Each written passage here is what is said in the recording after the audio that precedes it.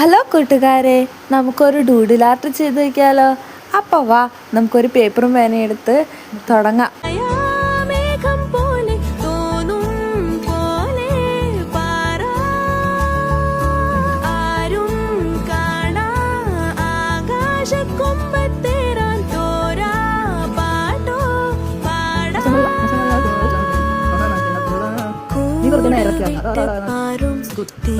കിളി